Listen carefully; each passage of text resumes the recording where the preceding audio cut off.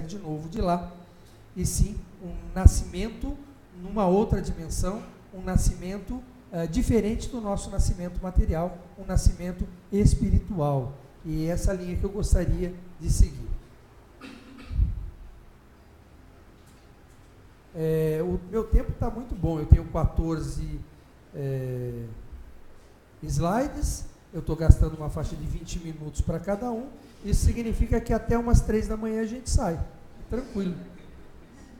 Não vou entrar nesse assunto, que é a definição de mistério. Mistério é tudo aquilo que está oculto, que está secreto. Agora foi mais rápido essa. E existe uma pequena diferença entre mistério e misterioso. Mistério está geralmente ligado a algo que está oculto, e mistérios está geralmente ligado às questões das religiões antigas e das questões das escolas que propunham uma evolução do homem através de uma metodologia que permite, ou que propicia, ou que torna o homem, torna possível que o homem se desenvolva e que cresça espiritualmente. A palavra mistério ou mistérios está ligada ao silêncio, principalmente na questão de que esses mistérios é algo que acontece interiormente. Esse desenvolvimento espiritual é interno. E como é uma experiência pessoal, ela não pode ser passada para outro. Esse é o sentido. Como é uma vivência, é algo que é desenvolvido interiormente, por mais que você tente contar para alguém, você não consegue transmitir. Esse é o sentido das escolas de mistérios, onde você vivenciava situações, era colocado em situações que possibilitava esse desenvolvimento. Não vou entrar nos detalhes das escolas de mistérios.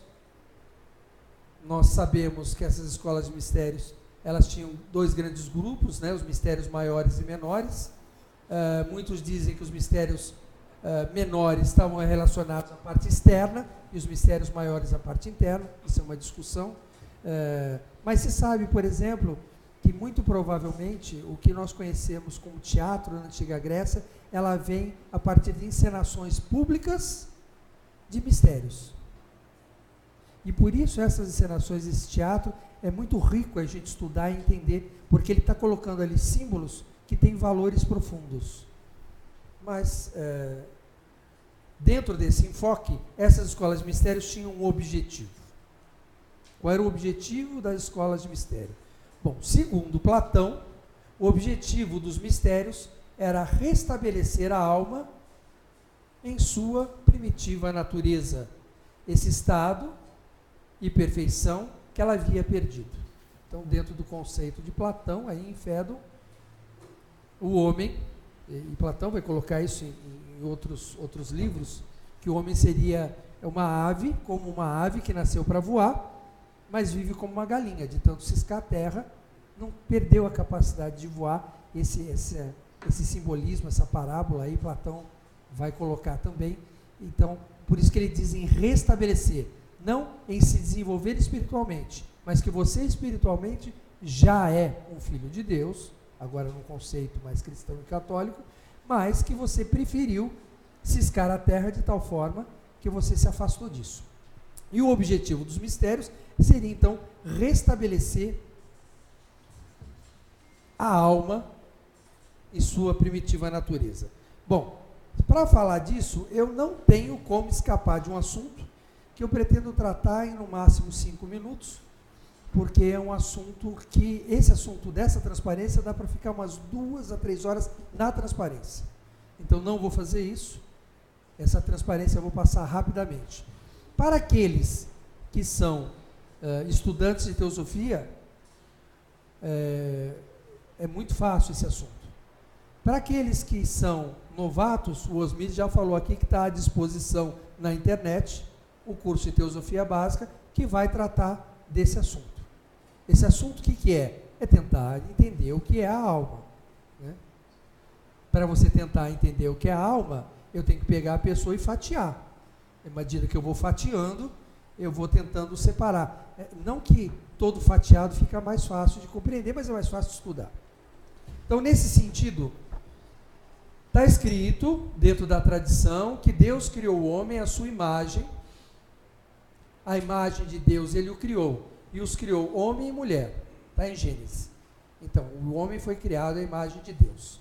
Depois, ele diz, então Javé modelou o homem com a argila do solo, soprou-lhe as narinas, um sopro de vida, e o homem tornou-se um ser vivente.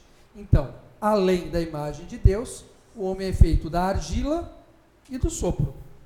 Então, eu tenho o homem como uma parte a imagem de Deus, uma parte o barro e uma parte o sopro. Esse seria, então, o homem. Essa história de homem feito de 3 partes, que coloca o Gênesis, ele vai ter novas leituras, principalmente no Novo Testamento, e a gente vai chamar, por exemplo, como diz São Paulo, de corpo, alma e espírito. Né? Por que isso é importante? Porque para nós se acostumou a misturar alma com espírito. Não que seja possível separá-los, mas numa forma didática, para tentar entender, se é que é possível entender, né? Para tentar entender, didaticamente é melhor dar nomes diferentes para coisas diferentes. Esse corpo, muito rapidamente, que é a parte mais, vamos dizer assim, mais próxima da matéria, né? Porque o barro, ele está mais próximo da matéria, e a gente imagina que o espírito está mais próximo de algo mais sutil. Eu tenho desde o elemento mais grosseiro ao elemento mais sutil, como se fosse uma caixa cheia de bolas grandes. Nos espaços dessas bolas grandes eu tenho bolas menores, no espaço das bolas menores eu tenho bolas menores ainda, e aí está tudo encaixado, está tudo junto. Mas por uma questão de elemento mais grosseiro para elemento mais sutil, então nós estamos dividindo aqui o homem em 3 aspectos: o aspecto físico, instintivo e intelecto. Esse é o que a gente conhece de todo mundo. Isso todo mundo conhece de todo mundo. Não vou entrar nesse assunto profundamente, mas isso aqui dá para subdividir.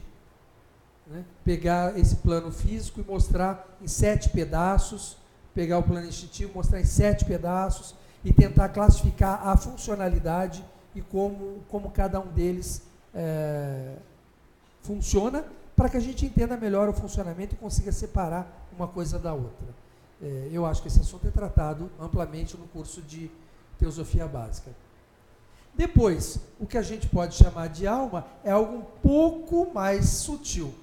Né? Em termos de inteligência, né? A inteligência é uma mente abstrata. Intelecto é aquilo que nos dá a capacidade de guardar as informações, que é o que nós temos. Inteligência é como é que a gente consegue relacionar essas informações e criar algo novo. Isso está além de um armazenamento e de uma classificação. Isso já requer uma abstração. E aí eu coloco que a inteligência é um aspecto desse eu interior, ou dessa alma. A intuição é um aspecto mais sutil ainda. A intuição é a capacidade que nós temos de saber, independente do intelecto e da inteligência. Muito ligado à fé, né? Porque você sabe aquilo, mas você não consegue nem explicar. Aquilo é uma verdade para você, mas é uma verdade inexplicável. Não faz parte do intelecto nem da inteligência. É algo que a gente pode chamar de intuição, por falta de outro melhor nome. Por isso que geralmente a ele está associado o amor e a sabedoria. Né? O amor, porque o amor está ligado ao conceito da unidade.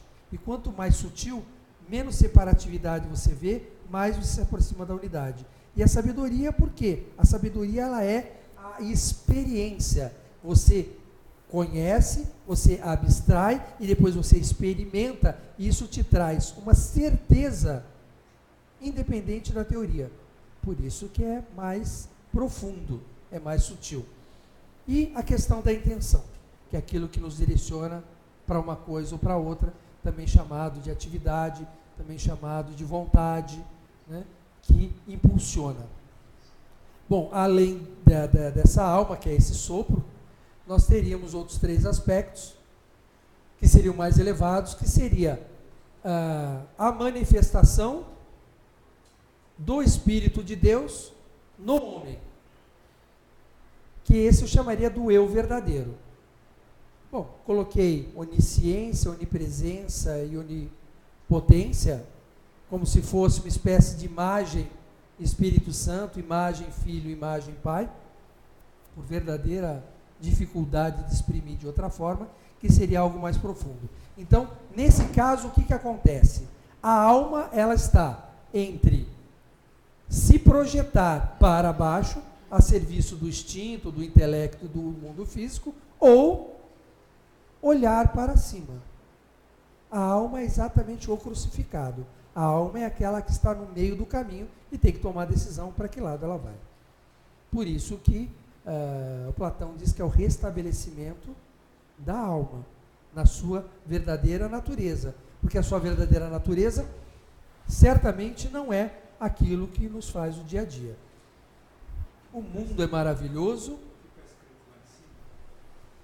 O primeiro é onipotência, imagem Pai.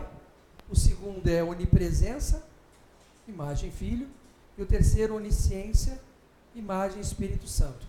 O que eu não estou comentando aqui é que existe uma relação direta. Vocês veem que aqui há uma relação direta entre o intelecto e a inteligência.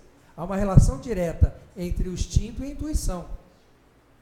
As religiões, de um modo geral, elas procuram utilizar o emocional para que você possa desenvolver esse aspecto.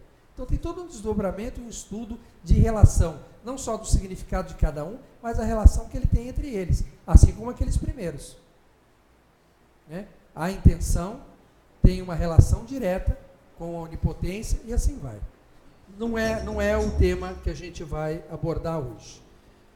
Eu só coloquei isso para a gente perceber que a nossa consciência, ela se sente atraída a experimentar e a vivenciar alguma dessas coisas.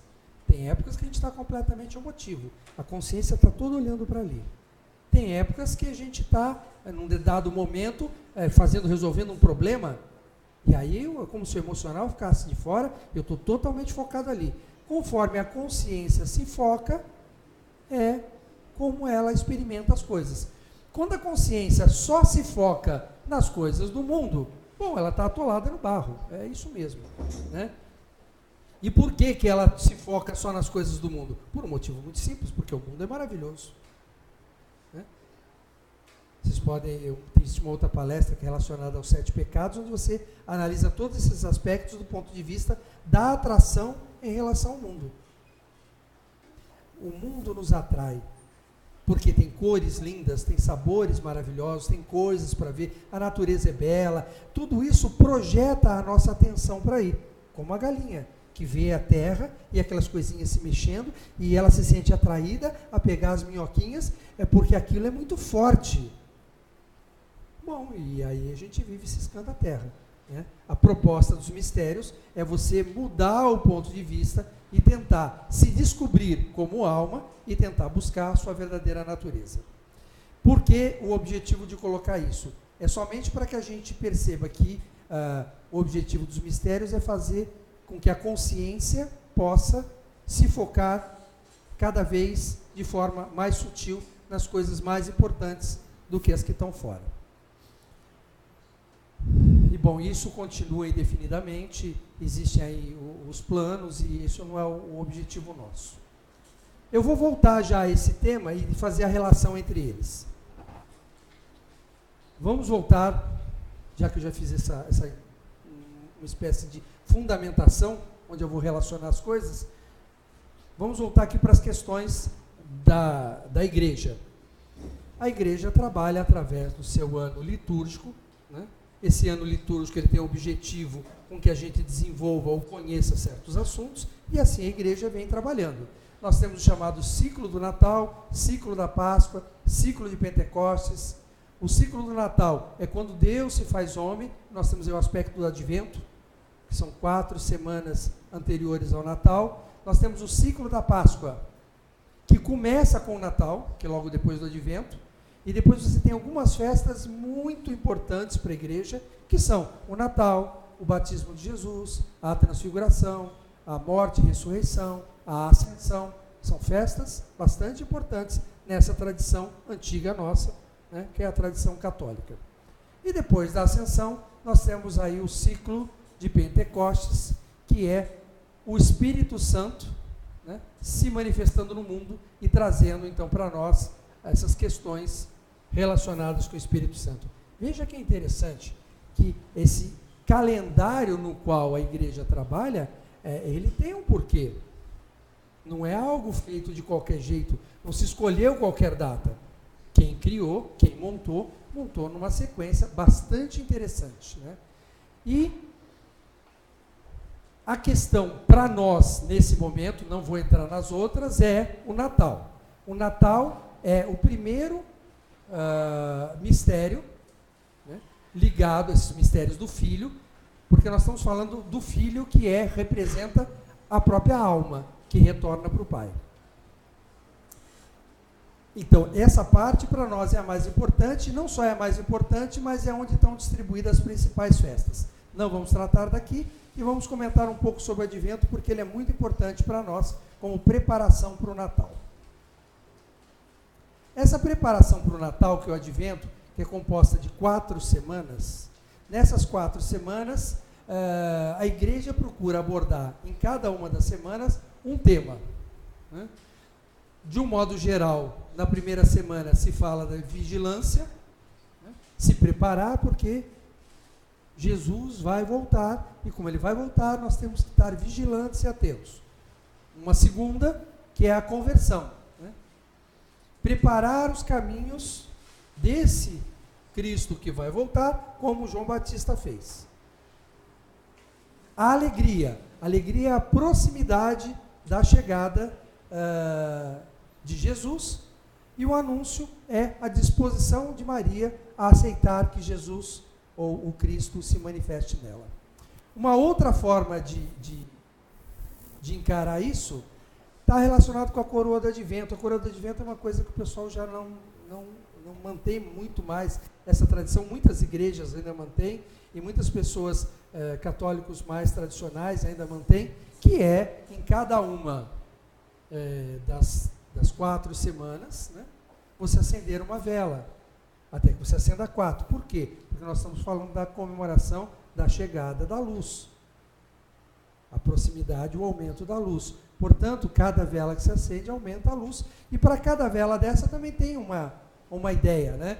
A primeira estaria relacionada ao perdão, né, do pecado original de Adão e Eva. A segunda, ligada a Abraão, ou sua fé na certeza. A terceira, ligado à aliança que Davi faz com Deus e garante que haverá, então, essa continuidade, que virá o Salvador, e, finalmente, o anúncio dos profetas que ele vai vir. É interessante como há uma relação entre a vigilância e o perdão. Se eu tivesse mais tempo, esse é um assunto que eu gostaria de abordar, porque a questão de Adão e Eva, ela está intimamente relacionada na questão da unidade que percebe a dualidade. Essa é uma questão bastante interessante, né? Deus é um, Deus é unidade. Nós falarmos da unidade é completa perda de tempo, né? Tentar definir o que é Deus é completa perda de tempo. Eu escutei numa palestra há muitos anos atrás uma frase que eu nunca esqueci, que para mim é a pura verdade. Somente Deus conhece a Deus. Se você quiser conhecer a Deus, você deve se tornar um deles, porque senão não é possível você conhecer a Deus, porque somente a Deus conhece a Deus. O que significa isso? Significa que Deus compartilha de uma estrutura, do ponto de vista racional, uma estrutura de pensamento fundamentada na unidade. Deus é uno, por isso ele é onipotente, onisciente. Agora, o nosso pensamento é dual. Adão e Eva, o que eles fazem de pecado? A árvore do conhecimento. Ele passa a conhecer as coisas, e isso joga ele em direção ao mundo.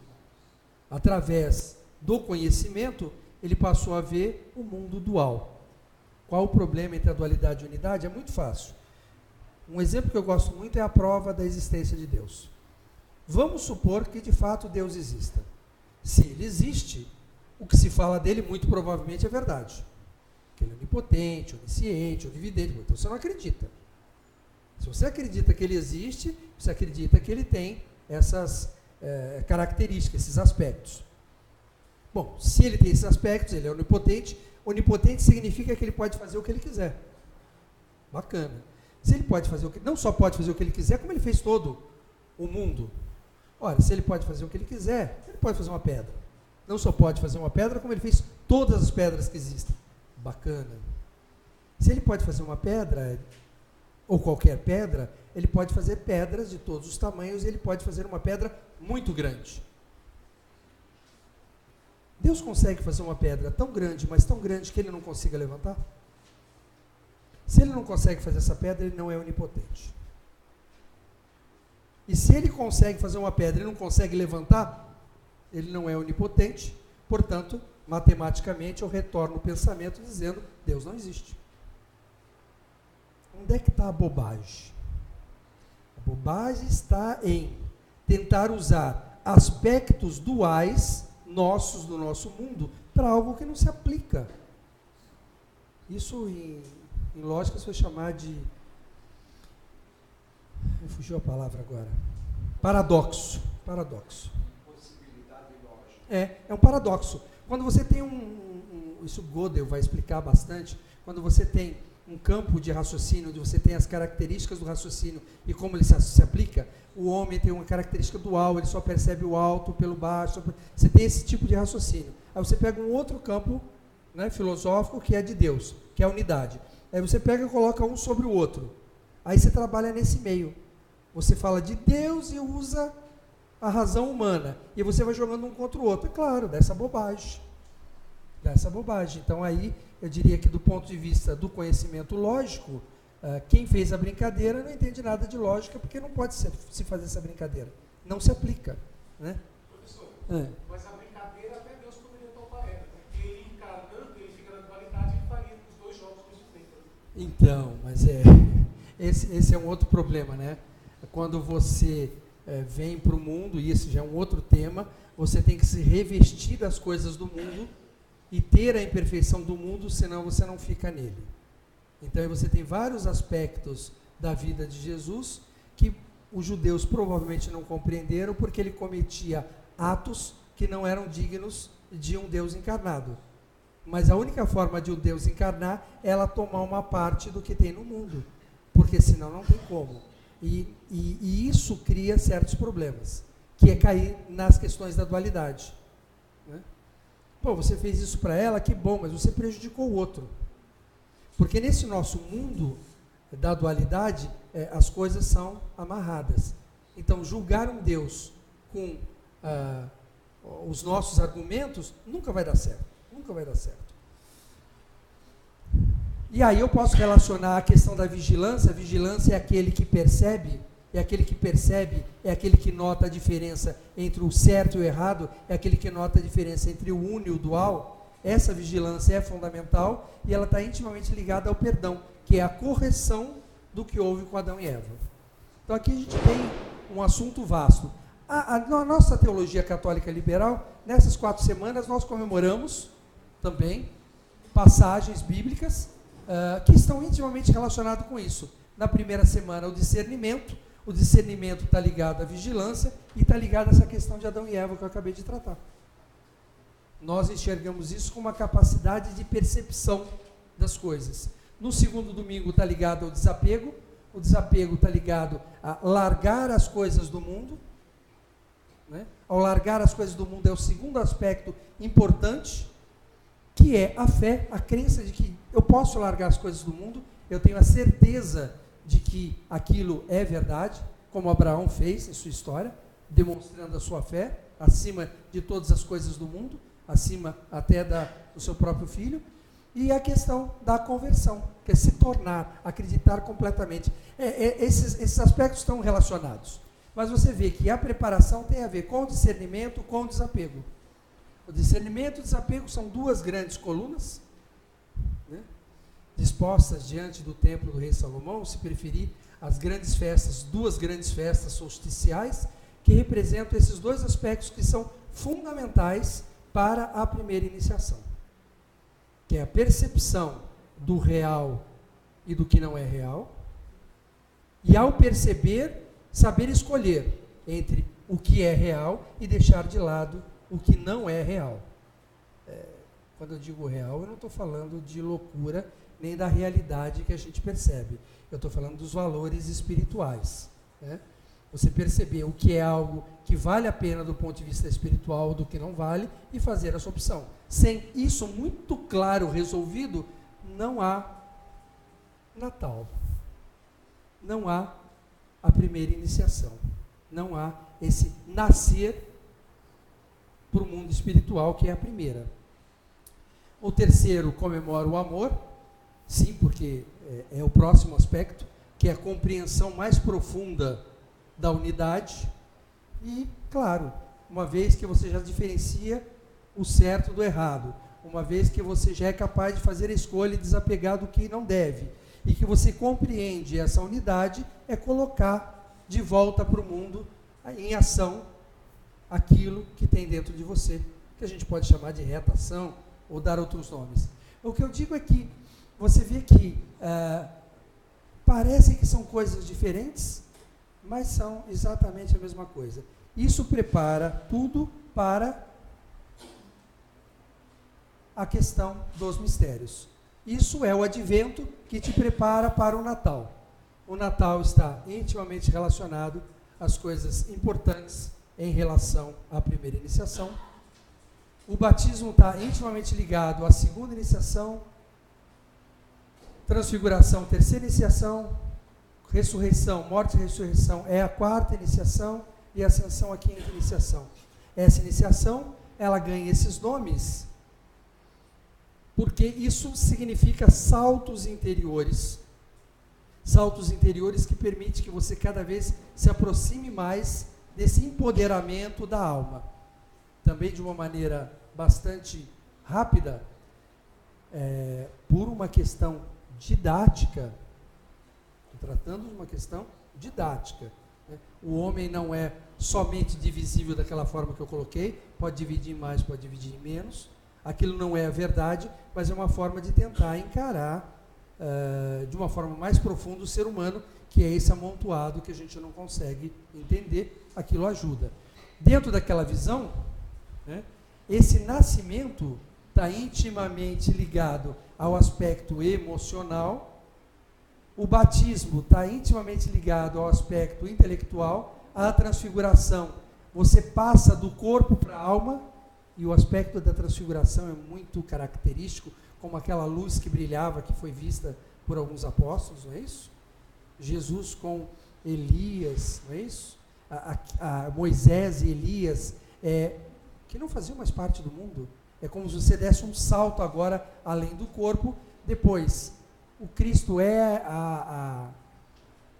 ele é a manifestação em toda a sua plenitude e potência do que os budistas vão chamar de Budi, né? Os orientais vão chamar de Budi, ou nós podemos chamar de intuição, que estava relacionado com amor e sabedoria. Essa é a máxima expressão, que é a completa virada, que no centro da alma, que se voltava para baixo, agora ela se volta para cima. Né? É essa virada que é a morte e ressurreição, e depois a ascensão, que é o completo domínio da alma. Ou seja, é o próprio Deus. Nesse aspecto, os mistérios buscam, através dessas iniciações sucessivas, permitir com que você vá cada vez mais se espiritualizando e cada vez mais dominando esses aspectos que nós temos. É como se você começa a assumir a sua consciência e ela não fica mais jogada aos interesses do mundo. Né? Ela passa a decidir como ela quer. E isso é que se buscava nas antigas iniciações, ou nas verdadeiras iniciações, ou nos antigos mistérios. E engraçado como, eu entrar em cada um deles de uma forma mais profunda, por causa do tempo, mas é engraçado a coincidência. Veja, nós falamos de coisas separadas. Nós falamos de uma estrutura das comemorações importantes dentro do catolicismo e a sua sequência. Nós falamos rapidamente das características humanas, de um grosseiro para o sutil. E nós falamos do calendário da igreja, da sua comemoração, falamos dos mistérios, do objetivo dos mistérios. E você vê como há uma relação direta em tudo isso. Relação no sentido de que o objetivo dos mistérios, que era o domínio, ou você conseguir fazer com que sua consciência redescobrisse a alma, está intimamente ligada aos processos iniciáticos e que está ligado muito claramente a essas festas que acontecem. Bom, dentro disso, a gente poderia dizer, ou alguns poderiam dizer, que você aí está fazendo uma miscelânea entre o que é católico e o que é paganismo. Já começou lá atrás com a questão do solstício. Depois veio com essa história de escola de mistério, que era o maior dos paganismos que tinha, e está enfiando isso dentro do catolicismo e fez uma salada só. Bom, primeiro, que para mim, católico, ou para nós da Igreja Católica Liberal, católico é o que está definido por São Vicente de Lérins. Católico é tudo aquilo que foi acreditado por todos, em todos os lugares, em todos os tempos.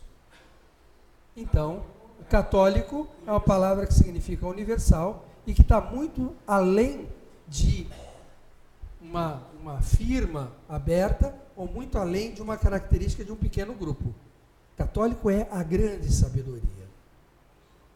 Para mim, católico é a compreensão da teosofia, que é a pedra angular de todo o conhecimento, onde há uma só unidade, sem que se perca a característica. As escolas de mistério podem continuar com suas características, a igreja continuar com suas características, mas é só a percepção que nós não podemos discutir ou brigar, porque são coisas diferentes. Depois tem outros aspectos históricos que são mais delicados de tratar, que o que nós conhecemos hoje é mais tardio, depois de 300, que o próprio Paulo, tudo indica, ele tinha sido iniciado nas escolas de mistérios romana ou greco-romanas, e que provavelmente esse conhecimento ou veio através dele para dentro da tradição, e por isso talvez houvesse uma similaridade, ou talvez alguém mais tarde, ao montar a estrutura da igreja, percebe esse desenvolvimento e sem copiar nada, simplesmente percebe que o caminho é esse, e aí onde tem o que a gente chama de coincidência, Puxa vida, parece que copiou de lá. Bom, pode ser que tenha copiado ou não, não faz a menor diferença. O importante é que lá parece que funciona e aqui funciona do mesmo jeito. As duas tradições funcionam. E isso é o que eu considero importante no conceito do mistério do Natal. O Natal, ele representa um desenvolvimento, um desabrochar espiritual, onde nós podemos, se quisermos, deixar com que o menino Jesus nasça em sua manjedoura, dentro do sacrário dos nossos corações, através de uma preparação do advento, uma preparação profunda, que a gente possa permitir que essa luz brilhe dentro de nós. E essa luz brilhar dentro de nós, a realização, a manifestação do próprio poder do Cristo em nós, esperança de glória, isso possa se manifestar. Isso é um processo de espiritualização que havia nos antigos mistérios, que há em outras escolas de sabedoria, que há em outras religiões e que também há e continua havendo dentro da tradição que nós chamamos de cristã ou de católica. Não consigo precisar quem, quando, como fez desse jeito, se copiou ou não copiou, e para mim isso pouco importa. O que importa é que funciona. Daí eu trago algumas reflexões natalinas. A primeira reflexão é: alguns comemoram o Natal de uma forma histórica, vamos dizer assim, né, sem considerar nada dessas coisas aí que a gente falou, nada dessa visão de mistério, comemora o nascimento de Jesus, né, armando o presépio, né, repetindo aquilo que ou foi história ou foi mito, muito pouco se tem certeza, né? Alguns brigam para que aquilo tenha sido verdade, pouco importa, mas o que importa é que essa compreensão, mesmo que superficial, mesmo que humana, essa repetição ou essa percepção da beleza dessa época propicia uma grande bênção. Não só a bênção do próprio nosso Senhor Jesus Cristo, mas uma bênção através do atendimento de toda essa crença. Eu gosto de dar um exemplo para isso que eu acho fantástico.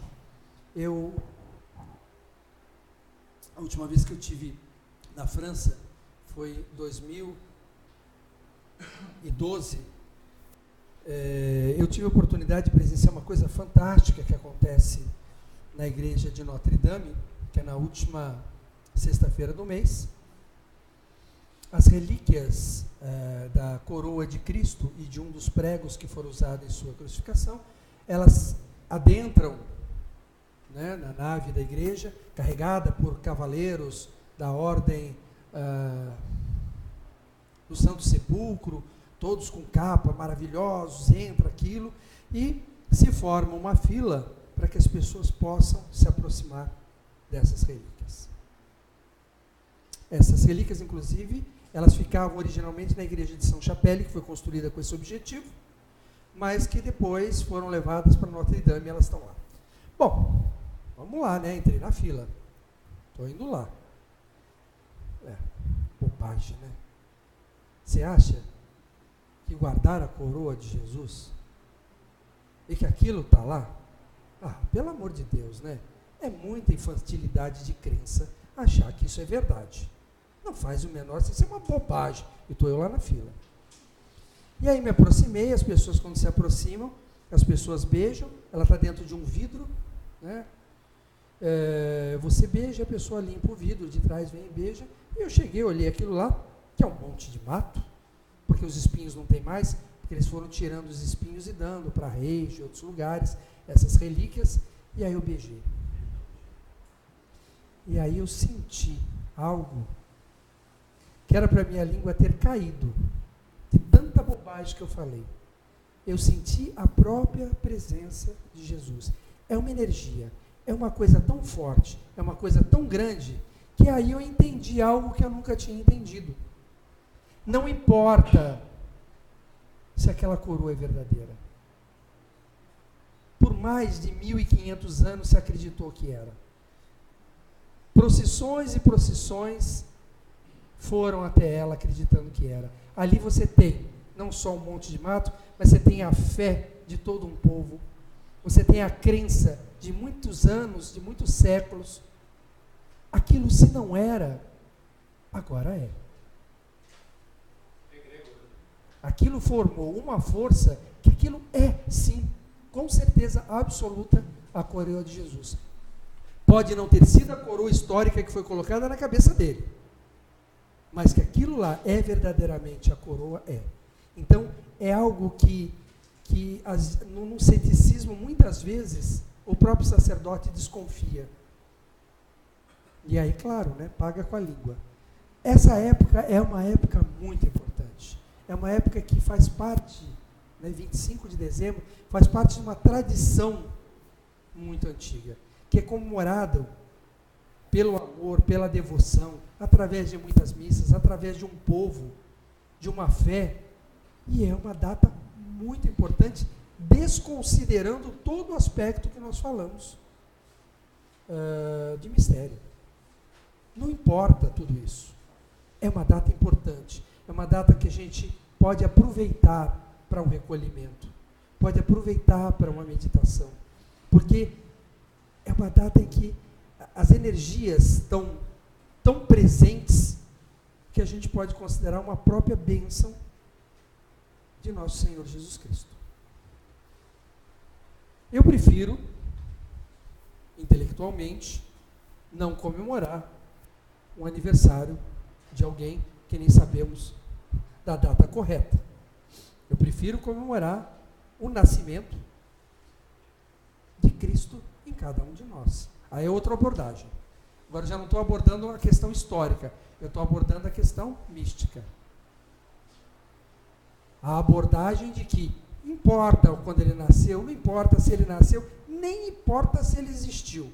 Importa que essa força crística, essa força búdica, esse segundo aspecto do Logos, esse poder do amor e da intuição, essa coisa profunda da alma, pode nascer em mim se eu me dedicar a isso, se eu me preparar.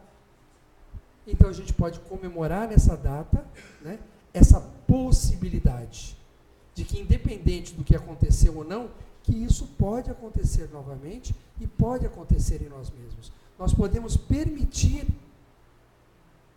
que Cristo nasça em nós. E isso, dentro da tradição de mistérios, era chamada a primeira iniciação. Ou quando você tem a manifestação do seu eu espiritual mais profundo, onde você percebe ele nitidamente. Eu aconselho aqueles que não são católicos que experimentem ir a uma igreja e experimentar uma comunhão. Cada igreja tem as suas regras, né? A Igreja Católica Romana tem suas regras, a Igreja Católica Brasileira tem suas regras, a Igreja Anglicana tem suas regras, cada um tem suas regras que permite que você experimente uma Eucaristia. Na Igreja Católica Liberal, a regra é muito simples, basta se aproximar do altar com respeito.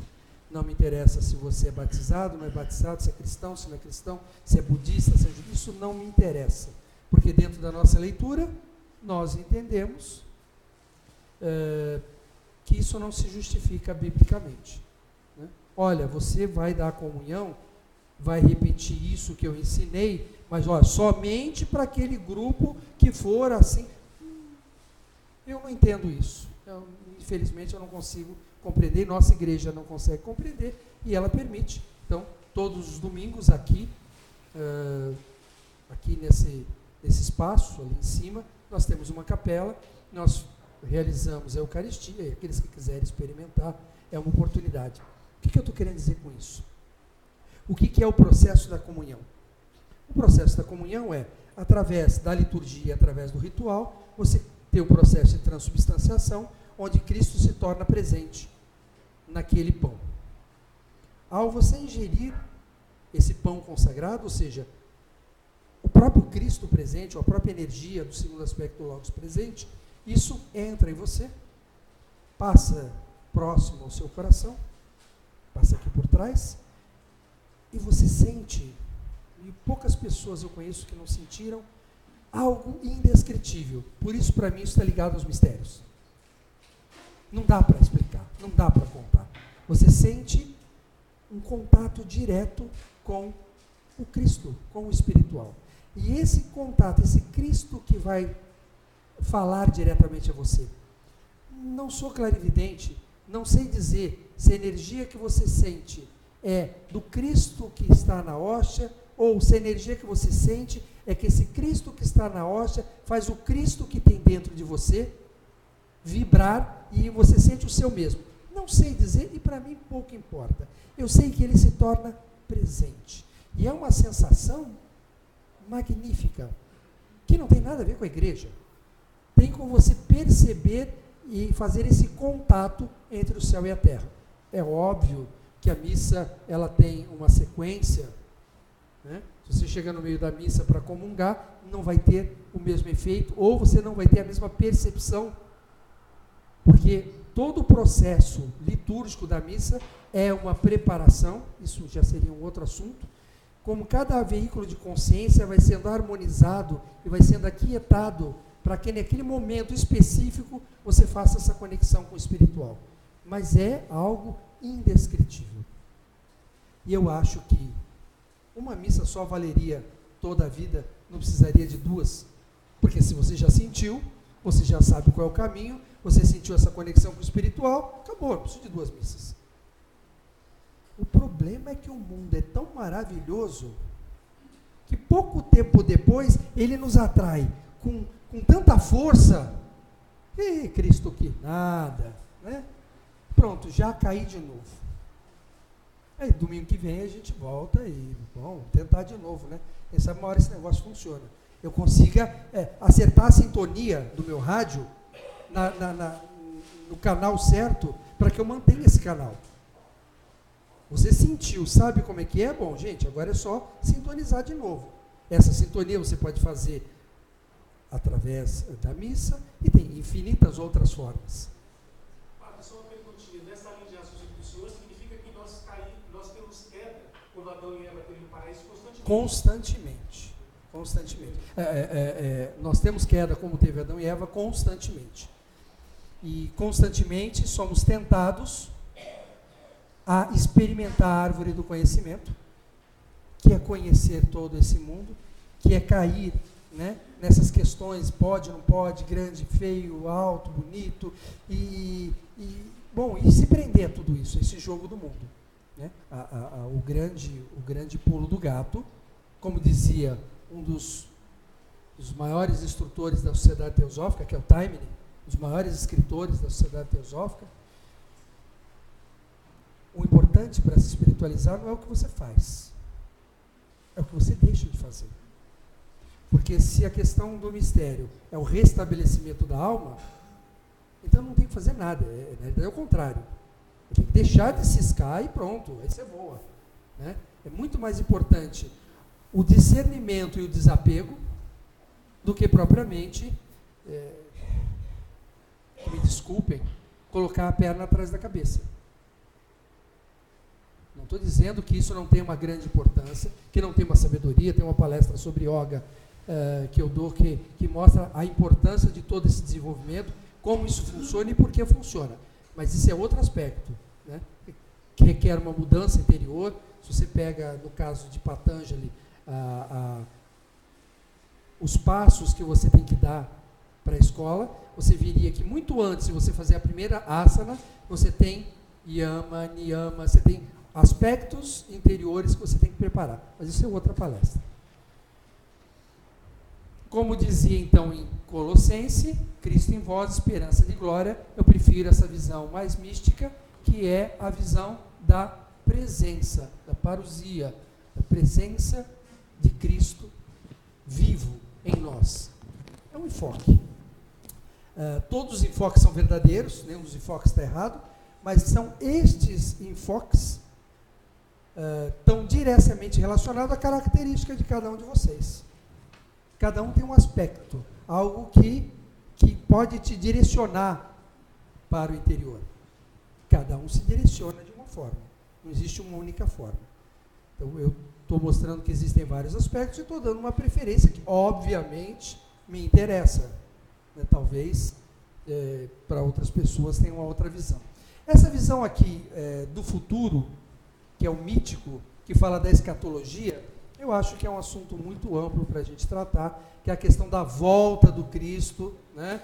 A ressurreição dos mortos, que é uma outra forma de ver, como diz no Apocalipse, né? Não chores, eis aqui o leão da tribo de Judá, a raiz de Davi, que venceu para abrir o livro, desatar os seus 7 selos. Então é um outro assunto, o que é esse livro, o que são esses 7 selos, o que significa desatar, o que significa esse Apocalipse, mas esse é um assunto que eu só estou dizendo que existe.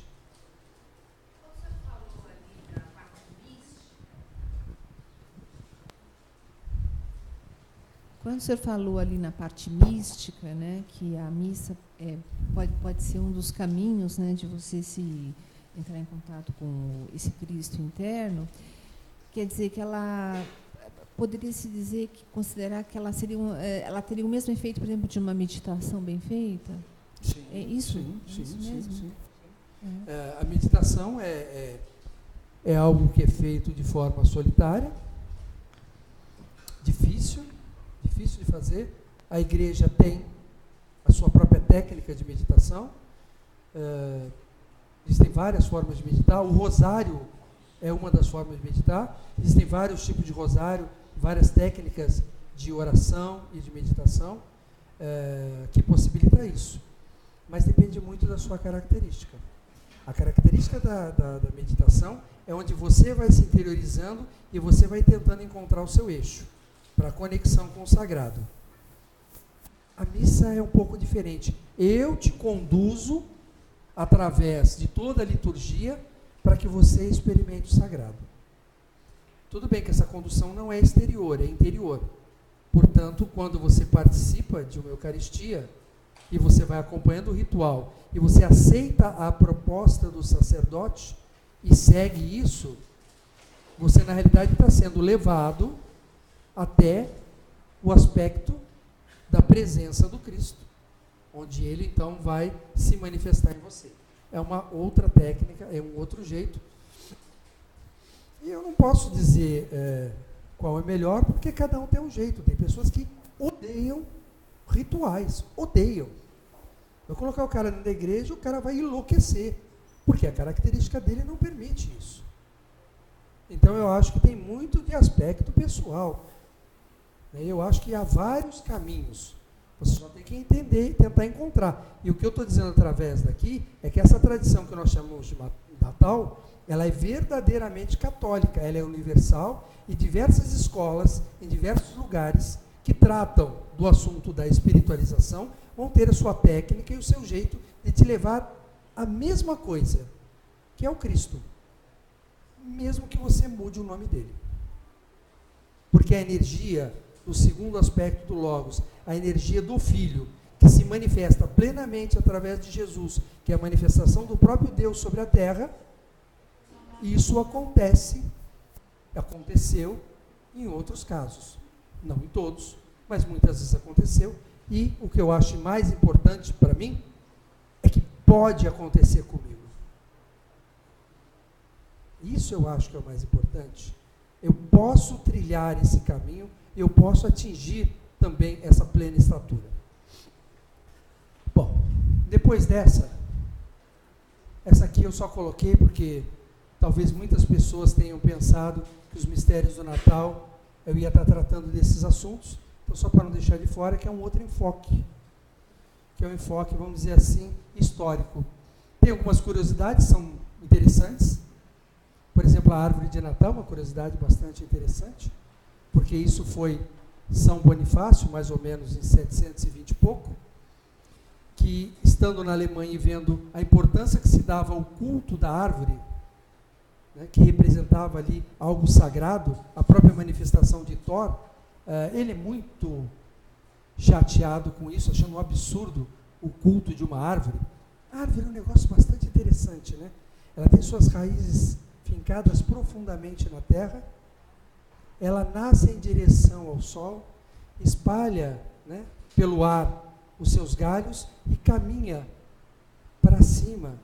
Muito interessante isso. Mas ele não via nada disso, ele achava que é um absurdo, derruba lá um grande carvalho, esse carvalho cai e sai derrubando todas as árvores, e ele vê que tem uma pequena árvore, um pequeno pinheiro que não foi derrubado. E ele percebe que aquele pinheiro ele tinha um formato triangular, podia representar a Trindade. Ali ele percebe a importância, e como ele vê que o povo não ia deixar de adorar mesmo a árvore, então ele substitui e cria a ideia, de vez de se adorar o carvalho de Thor, que se adore a árvore de Jesus. E daí começa a ideia do pinheiro, isso vai prosseguindo, e ele trocou alhos por bugalhos, e continua tudo igual, com uma questão agora voltada para aspectos cristãos ou católicos. Da árvore de pinheiro para ser decorado, isso levou muitos anos, né? Você vê que só no século XVI que começa a se enfeitar a árvore de Natal. Os enfeites da árvore de Natal, no começo, estavam relacionados com personagens dessa história, né? 3 enfeites representando os 3 reis magos, a estrela no alto representando a estrela da vinda, né, de Jesus, do nascimento de Jesus. Depois se coloca 12 enfeites para representar os apóstolos. Depois se coloca 33 enfeites para se representar a idade de Cristo. Bom, e hoje se coloca 1000 enfeites, porque fica muito mais bonita. Mas, de qualquer forma, você vê que há um processo que não havia, que foi sendo assimilado, foi sendo incorporado e chegou na árvore de Natal. Presépio, a gente sabe que é bem mais tardio. Essa questão de Bíblia, hoje qualquer um consegue uma Bíblia porque foi inventada a prensa, né? Por volta de 1500. Então você tem livros, o primeiro livro editado inclusive foi a Bíblia. Hoje é muito fácil, mas não era assim. Ninguém tinha. Os poucos livros que tinham eram escritos à mão. No caso da Bíblia, copistas iam copiando, né? Muitas vezes colocando coisas a mais ou a menos, porque para copiar um livro daquele tamanho dá uns errinhos, né? Às vezes sem querer, às vezes de propósito. Tem um autor muito bom, não me lembro agora o nome dele, eu estou vendo o nome dele, mas eu não consigo lembrar, começa com E. Bom, não importa, o livro é muito famoso, chama-se O que Jesus Disse, O que Jesus Não Disse. Isso é best-seller. Ele escreveu outros, como Jesus se tornou Deus. É um teólogo muito interessante, que traz aspectos do ponto de vista dele, científico, né, de estudioso, onde ele compara versões da Bíblia, textos mais antigos, modernos, textos que dizem a mesma coisa, que dizem diferentes, e ele vai mostrando uma série de assuntos, é muito interessante. Mas, na época de São Francisco, uma forma de mostrar para pessoas a história da vida de Jesus era através de montagem, ou de uma encenação, ou de pequenos bonecos, para que a pessoa pudesse entender, né? Sabe-se, por exemplo, que na época de Jesus, você não tinha mais que 10% da população que sabia ler. Não sei se vocês já perceberam isso, há uma grande diferença entre saber ler e escrever, né? Se ensinava um escravo a ler para que eu pudesse dar uma lista para ele ir no mercado, mas ele não era capaz de escrever, ele era capaz de ler. Se fosse escrever, ele escreveria por algumas letras, criando coisas pequenas, não um texto literário. Isso começa a complicar, né? Então, se 10% sabia ler, imagina quantos sabiam escrever, imagina quantos seriam capazes de escrever os textos que tem nos evangelhos, vai complicando o assunto. E aí esse autor faz diversas colocações bastante interessantes, principalmente nos textos de Pedro. Bom, mas isso é outro assunto. Então você vê que a tradição do presépio é bem recente. Outra coisa que eu achei interessante colocar é a questão do Papai Noel, que todo mundo diz que o que a gente usa hoje foi criado pela Coca-Cola, quando não é verdade, né? Esse escritor americano, Clement Moore, em 1823, escreve um livro chamado Uma Visita de São Nicolau. Depois esse livro muda de nome, nessa época ele sai como anônimo. Depois ele muda de nome para, acho que é a véspera do Natal, uma coisa assim. Depois se sabe que foi ele que escreveu. Ele se inspira num personagem histórico, São Nicolau, que era um arcebispo do século IV. Ele escreve como um livro de conto para os filhos, e claro que aí ele incrementa, né, esse bispo que usava vermelho, com aspectos da Finlândia, que as casas tinham um buraco no teto, então ele coloca ele entrando pelo teto, daí vem a chaminé, e tem toda uma história, mas isso é em 1823. Aquela figura que vocês estão vendo ali é a obra visual de um cartunista que, lendo esse texto, né, em 1881, faz aquele desenho. Aquele desenho do Papai Noel é o Papai Noel atual. É o bom velhinho que a gente conhece, que foi feito por esse cartunista Thomas Nast, em 1881. Quanto à Coca-Cola utilizar sua primeira campanha com o Papai Noel, data só de 1930, 50 anos depois. É claro que o marketing da Coca-Cola é muito mais forte do que o cartunista e do que a revista onde ele era editado. Eu só trouxe como curiosidade porque ficou, né, no nosso imaginário isso, e não é exatamente isso. Outra coisa do nosso imaginário é a questão dos reis magos, né? Esse é outro assunto interessante. Em Mateus 2:1 se fala de magos que vieram do Oriente, só. Esses magos, hoje se imagina que muito provavelmente eram persas, que eram... Magos significa sábios, eram sábios persas que conheciam astronomia, eram cientistas, né? Mas esse negócio de mago, principalmente chegando ao século III, isso está muito ligado ao conceito de magia. E magia é coisa do capeta. Então, como é que os enviados do capeta foi levar presente para Jesus? Está tudo errado. Então, eles não eram bem magos, eles eram reis magos. Isso aí já é um plus. Eles viraram reis, eram reis que vieram de outros lugares. Você já dá uma explicação melhor para a coisa. E o pior é que esses reis magos, mais para frente, viram santos reis magos que têm relíquias guardadas em igrejas da Europa. A coisa vai crescendo. Não se sabe quanto era, do ponto de vista do que está na Bíblia, né? Se sabe que eles trouxeram, como está em Mateus 2,11, ouro, incenso e mirra. Ora, se trouxeram 3 coisas, e eram magos, era plural, se é plural é mais de um. Se trouxeram 3 presentes, são 3. E pronto. Está definido já a quantidade dos magos, rei magos, santos rei magos, só que eles precisavam de nome, né? E acabam dando um nome para eles, Gaspar, Melquior e Baltazar, só no século VIII.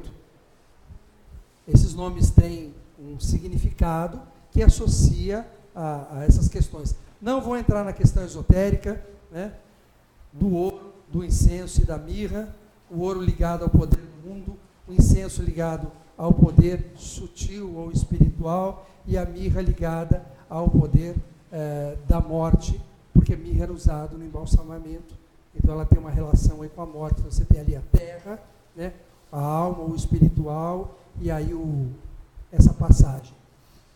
Eu não vou entrar nessa questão, mas é só a questão de curiosidade, que esses nomes, então, não aparecem na literatura tradicional também, embora a gente os conheça.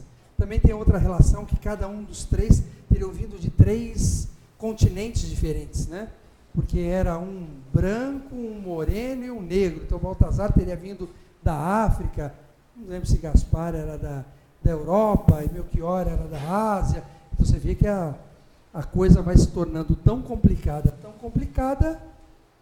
que se explica muito bem pela capa, né, que a gente começou, que você tem hoje um Natal extremamente complexo, com questões e simbolismos que foram sendo construídos através do século, mas que, graças a Deus, não perde o seu poder e a sua beleza, nem na comemoração e nem dentro dessa questão mais oculta dos mistérios, apesar de todo esse artifício que foi jogado sobre ele, foi construído, ele continua representando algo extremamente importante na vida de cada um de nós, que é a possibilidade da nossa realização espiritual.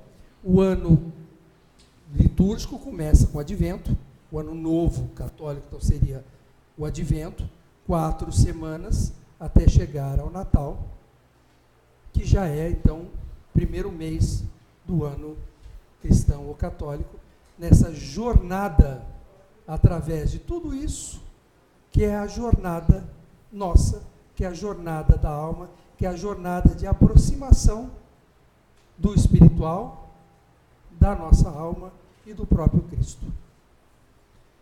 Com isso, eu agradeço, abro para perguntas e desejo já, antes de mais nada, um Feliz Natal e deixo mais uma vez aberto o convite, que todos os domingos estamos aqui realizando a Santa Missa, e aqueles que quiserem conversar mais, nós estamos aí todo domingo. 1h15. Até que deu. Eu voei um pouco, mas deu. Alguém tem alguma pergunta que gostaria de fazer?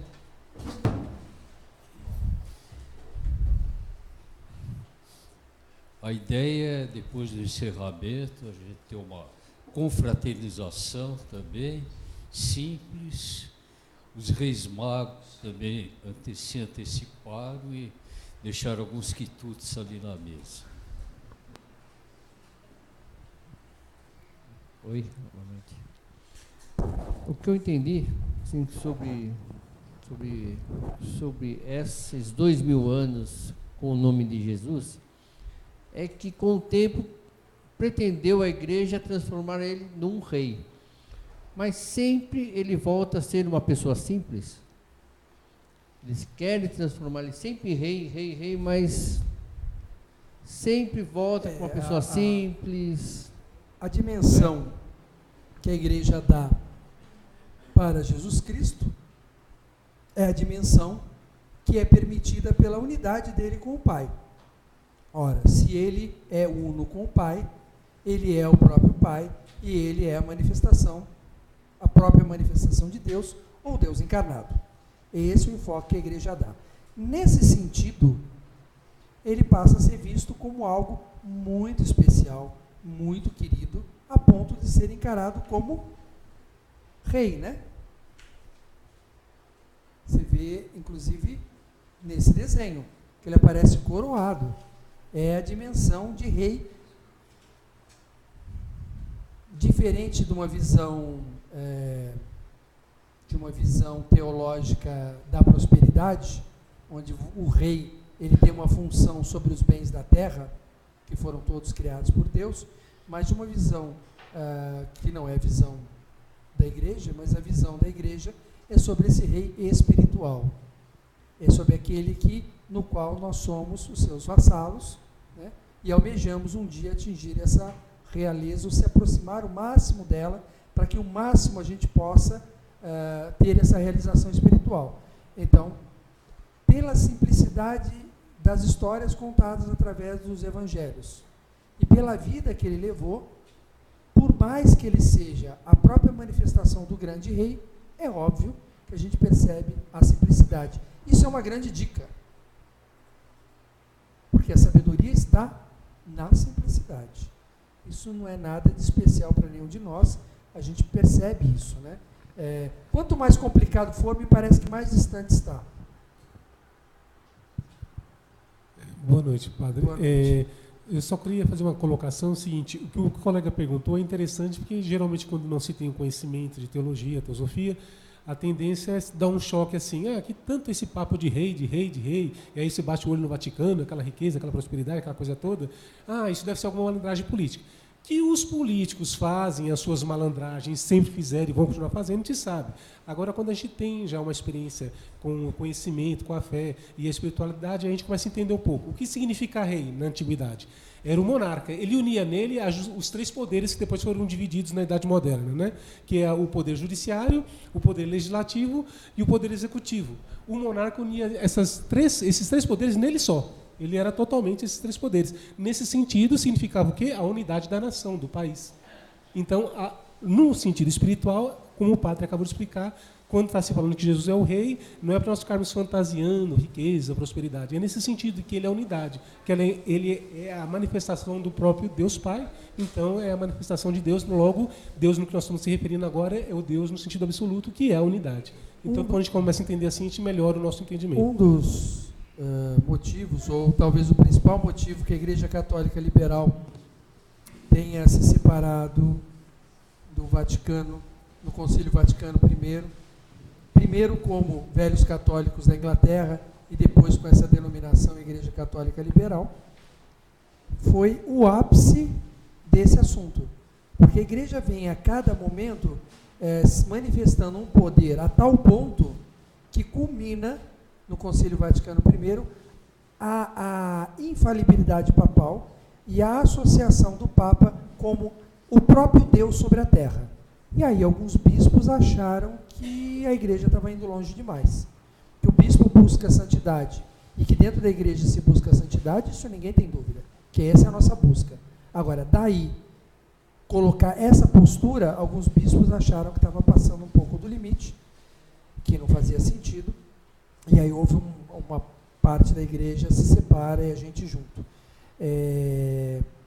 Porque os homens são homens, porque nós temos defeitos, os homens, os sacerdotes, os reis têm defeitos, e esses defeitos, às vezes, nos colocam em posições que, como certos políticos, acabam levando vantagem da posição para um conhecimento cada vez maior de prosperidade na terra, e aí se torna uma galinha mais gorda ainda.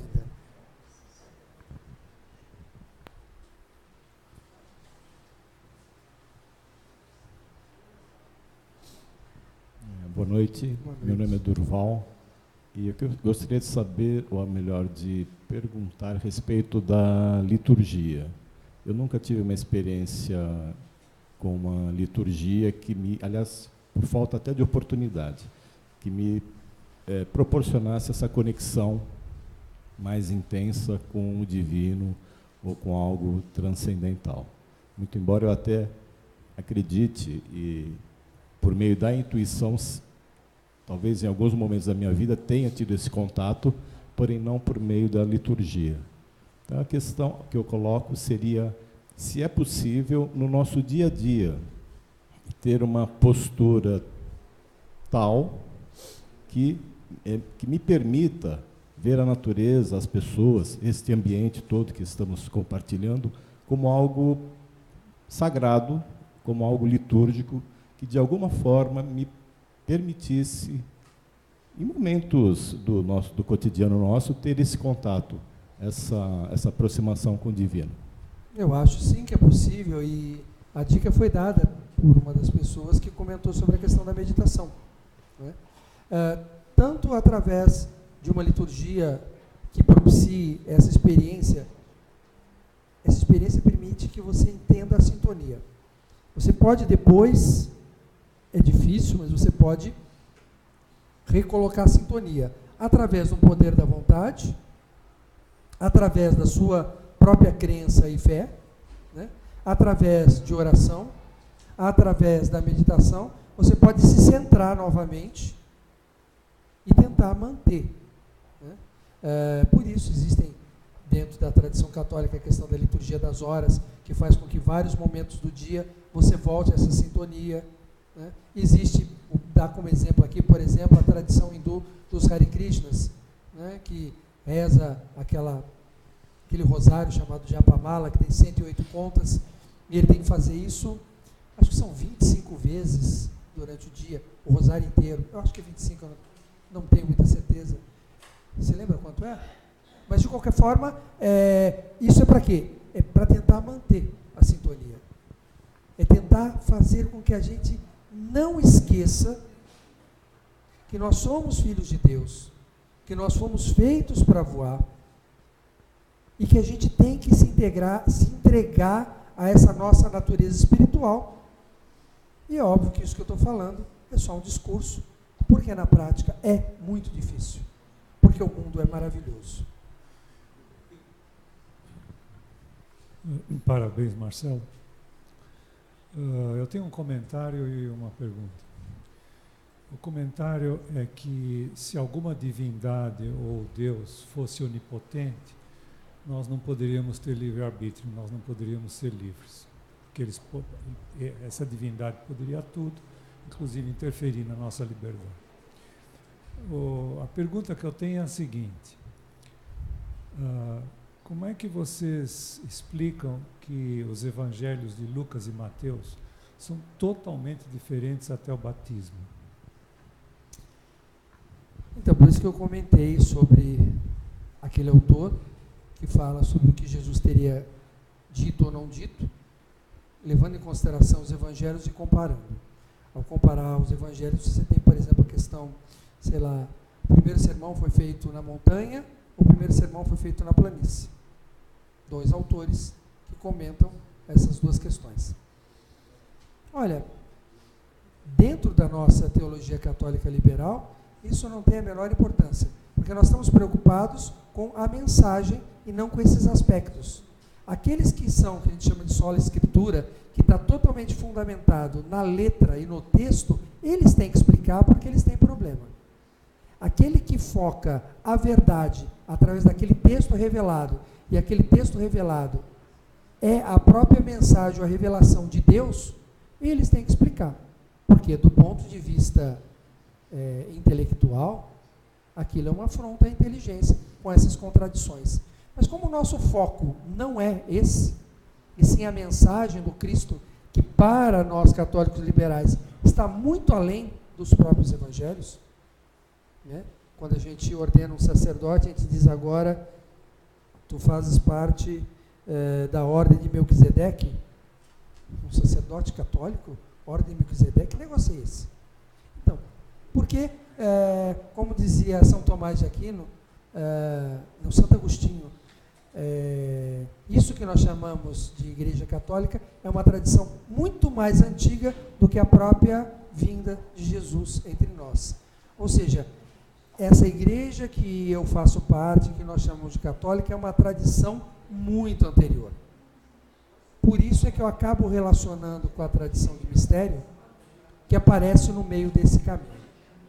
Ela é muito mais profunda. E por mais que as pessoas digam que isso é associar a igreja ao paganismo, na realidade é conectar essa tradição cristã a uma tradição muito anterior, mais profunda, que existe até hoje. Você poderia me perguntar, por exemplo, uma outra pergunta que você poderia fazer é: como é que você justifica os 7 sacramentos em relação aos acontecimentos bíblicos?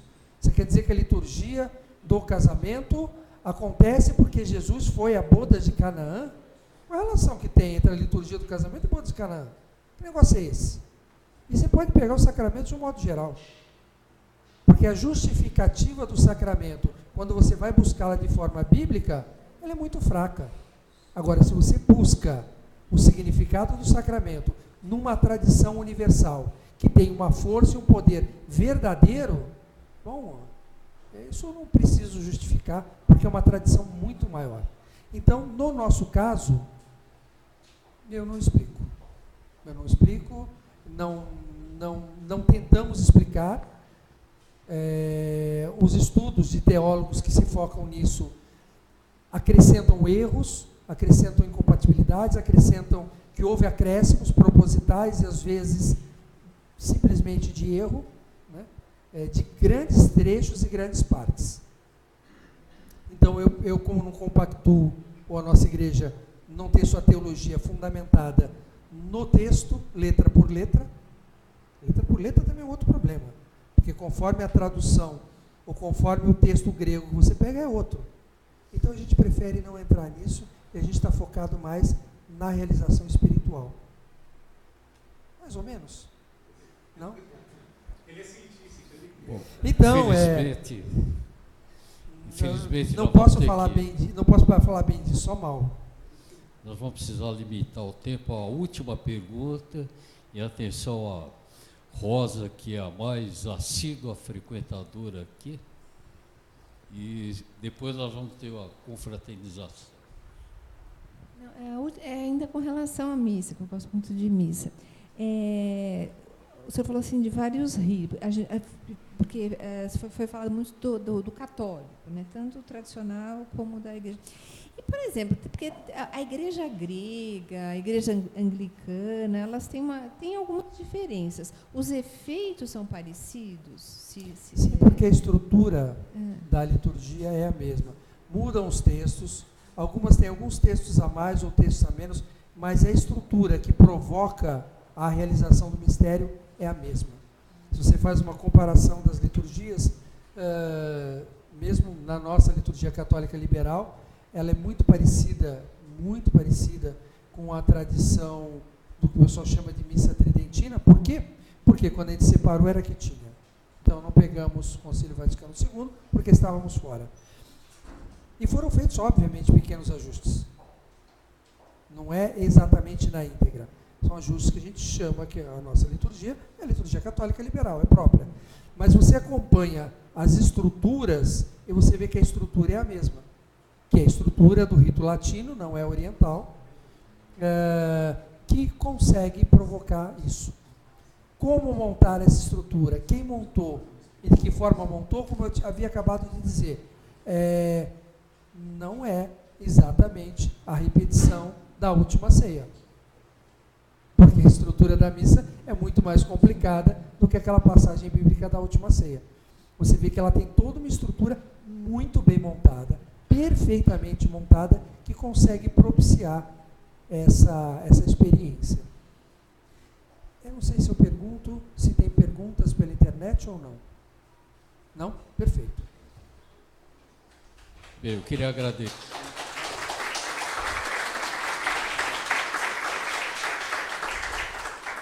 Queria agradecer ao Dom Marcelo Rezende pela nossa sensibilização, preparação, conscientização. Nós vamos entrar muito mais proativos desse espírito natalino. Em nome da Loja Teosófica Liberdade, muito obrigado. Muito obrigado a todos pelo carinho, pelo comparecimento, não só hoje, mas durante esse ano, nos motivando a trazer palestrantes cada vez mais, que tragam mensagens cada vez mais profundas, e queria deixar um convite para nossa confraternização. Muito obrigado a todos, um Feliz Natal, um ótimo ano novo.